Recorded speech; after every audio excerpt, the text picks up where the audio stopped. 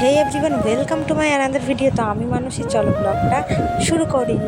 তো সেই দিনের দিনটা ছিল গুরু পূর্ণিমার আগের দিন। যারা গুরু পূর্ণিমার ভিডিওটা দেখেছো তারা বুঝতে পারবে আমি বলেছিলাম যে গঙ্গা স্নানের ভিডিওটা তোমাদের সাথে শেয়ার করব। তো আজকে সেই ভিডিওটাই তোমাদের সাথে আমি শেয়ার করছি। তো আজ মানে সেদিনে আমরা গিয়েছিলাম হচ্ছে গঙ্গা স্নান করতে নবদ্বীপে। আমাদের এখানে যেহেতু নবদ্বীপে গঙ্গা স্নান করে, তার জন্য আমরা চলে গেছিলাম নবদ্বীপে গঙ্গা স্নান করতে। তারপরে গঙ্গা স্নান করতে হঠাৎ দেখি মায়াপুর।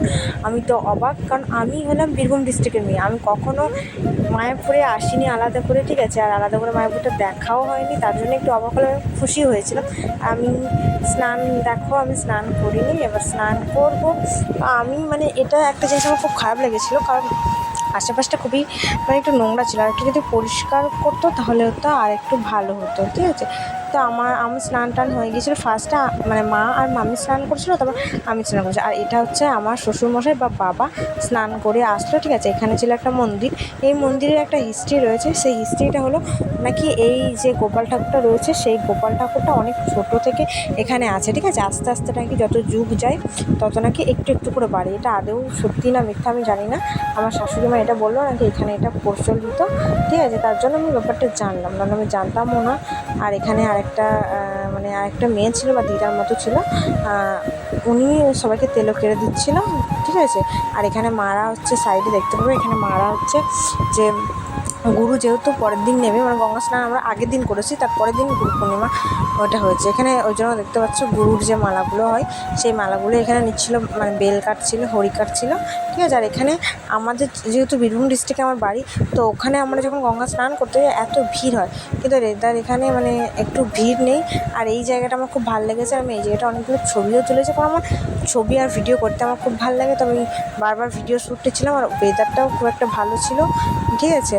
তার জন্য আমার ভিডিও বানাতেও খুব ভালো লাগছিলো। আর দেখতে পাচ্ছ মানে এরিয়াটা দেখো এত সুন্দর। তারপরে ওই ব্যাকগ্রাউন্ডে তোমার মায়াপুরটা দেখা যাচ্ছিলো, এত সুন্দর, কী বলবো, মানে মুগ্ধকর একটা পরিবেশ, মানে ভালো লাগছিলো। আর এখানে অনেক কাপেলরাও গিয়েছিলো, যারা হচ্ছে হয় না যে গঙ্গার পাড়ে গিয়ে একটু বসে দাঁড়ায় এরকম হয়, তো ওগুলো আমি দেখতে পাচ্ছিলাম। কারণ আমাদের ওখানে আলাদা করে এরকম করে দেখা হয়নি, কারণ আমাদের ওখানটা মানে আমাদের বীরভূম ডিস্ট্রিক্টে উদ্ধামপুরে আমরা স্নান করতে যাই।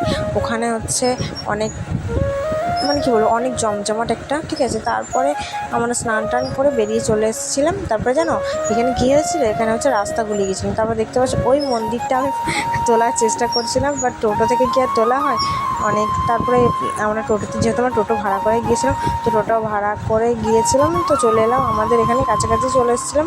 তারপর আমরা ক্লিপ নেওয়া হয়নি, ভিডিও ক্লিপ, ঠিক আছে। তারপরে এখানে মারা দেখতে পাচ্ছ ফল কিনছিল, কারণ গুরু পূর্ণিমার দিন লাগবে পান টান, দশকর্মার যে বাজারগুলো সেগুলো করছিল, সবই করছিল, ফল টলগুলোও করছিল, কারণ কি আমাদের পরের দিন গুরু পূর্ণিমার জন্য লাগবে। তার জন্য সবই কিনে নিচ্ছিলো মা এই দোকান থেকে। তারপর আমরা আরও কিনেছিলাম, এই শুধু এই দোকানটাই নয়, দশকর্মার জন্য জিনিসপত্র কিনেছিলাম। তারপর হচ্ছে শাড়ি, গামছা, মানে গুরু পূর্ণিমার যা যা লাগে। গাইস, এবার আমরা বাড়ি চলে এসেছি পুরো রাস্তা জার্নি করে, ঠিক আছে। এবার আমি কী এনেছি সেটুকু তোমার সাথে শেয়ার করার চেষ্টা করবো। এখানে আছে ফুচকা অ্যান্ড হচ্ছে আলু ভাতে অ্যান্ড হচ্ছে এটা জল। আর এখানে আছে চাউমিন অ্যান্ড চিকেন ললিপপ আছে। আর এখানে হচ্ছে যে তোমার জিলেপি, সবই আলাদা আলাদা, কারণ এটা ননভেজ আছে, এটা ভেজ, এটা তো ভেজ। আর এখানে পুজো, কালকে যেহেতু একটা পুজো আছে বিশেষ, তার জন্য এখানে ফল টল আরও আছে অনেক কিছু, ফল নিয়ে এসেছি। আর এখানে হচ্ছে তোমার গঙ্গার জল। আর এখানেই ছিল আদার্স, আমি কালকে আরও দেখাতে পারবো, ঠিক আছে। তো চলো বাড়ি চলে এসেছি এখন। পুরো ব্লগটা দেখার জন্য অবভিয়াসলি থ্যাংক ইউ। তো চলো আজকের জন্য এতটুকু, টাটা।